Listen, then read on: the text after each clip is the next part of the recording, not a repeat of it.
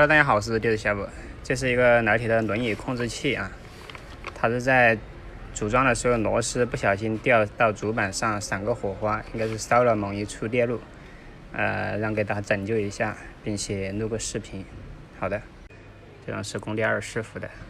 好的，我们先把螺丝打下来，看一下是哪一组上电的，测试一下先。我们打开，没有明显的炸糊痕迹。我们来认真看一下。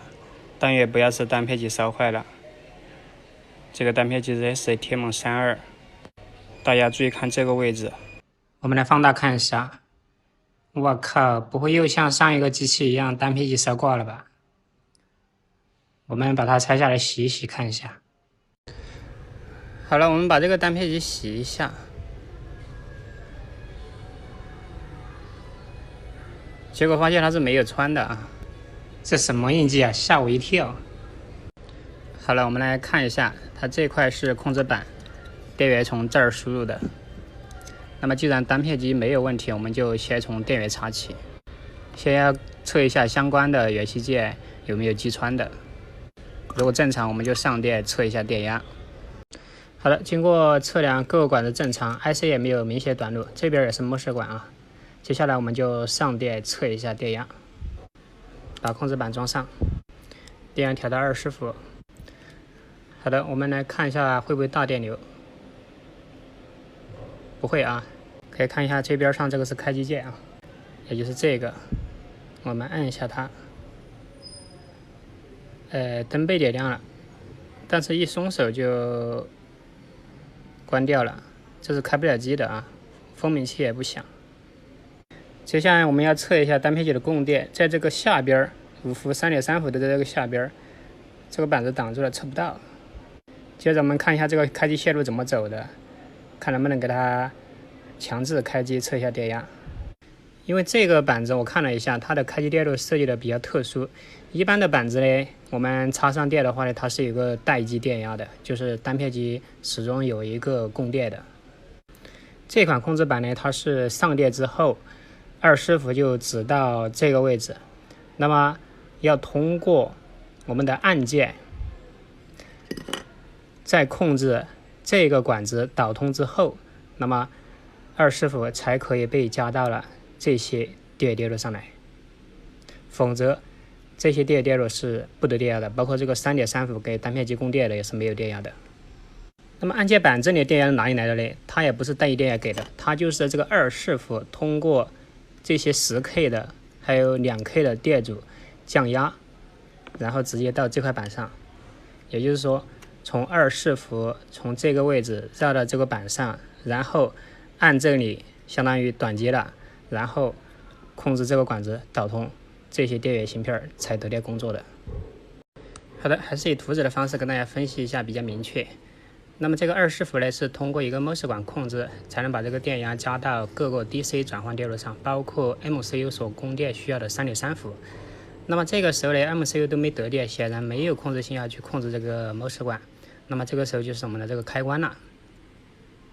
刚才跟大家看的这个，它是直接接220伏的电源，当然有电阻、线路降压啊，去控制看管的这个控制机。那么这个时候呢，控制24伏。到达我们 DC 转换电路之后 ，MCU 得电，然后输入控制信号去锁定我们的看管，这样子的话呢就可以一直工作了。现在的问题是我们按下开机键之后呢，那么只是灯点亮，说明 MCU 已经工作了，但是它不能稳定工作，不能锁定。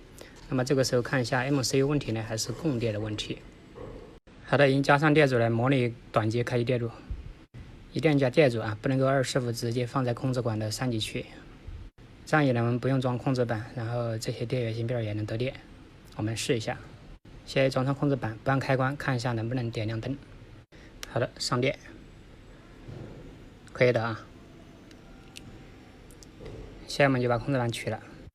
好的，接下来我们测量一下这个 3.3 伏的供电 IC 为单片机供电的，只有 1.7 伏，这个太低了。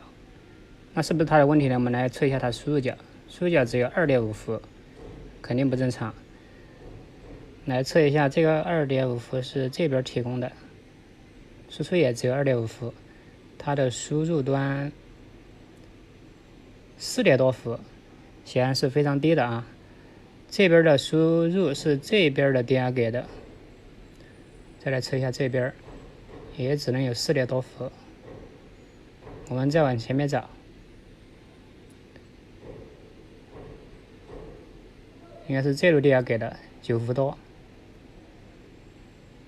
从这个二极管这里过来，9伏。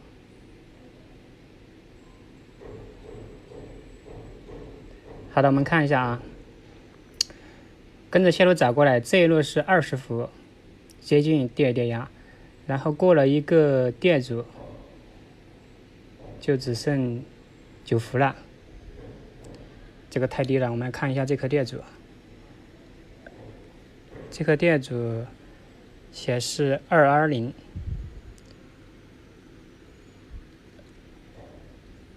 两欧的啊，我们来测一下，写断电。好了，断电之后，我们测一下这颗电阻，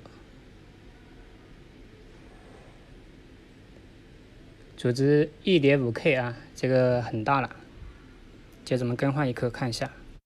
好了，我们补上一支好的电阻，再次上电看一下，来测一下补上后的值，2欧多一点。好的，我们来测一下现在的这个电压，由之前的9伏变成了20伏啊。然后看一下第一组输出的，由之前4伏变成了12伏。这边输出仍然是4点多。我们来看一下3.3伏、2.7这个样子，应该是基本正常了。测了电阻，装回控制板，试一下机。好的，已经接上电源，现在我们来开机试一下。可以听到机械响声，现在已经开机了，它不会自动断电了。好了，经确认这个报警声是由于控制线没插。那么这样一来呢，我们这块机器就算成功修复了。最主要的就是读懂这个电路。最后我们来看一下这个罪魁祸首，开路测量阻值是6K。再来看一下，这是上一个板子无开机的，就换了一个电容啊。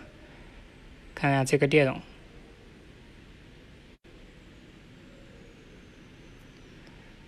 阻值0.2欧，短路了啊！所以很多板子维修下来的话呢，它的故障是相当简单的，主要是要明白它的原理。左下角小黄车呢有跟大家详细分析了电路板的工作原理和检修思路，有喜欢维修的老铁欢迎购买学习收看，谢谢大家。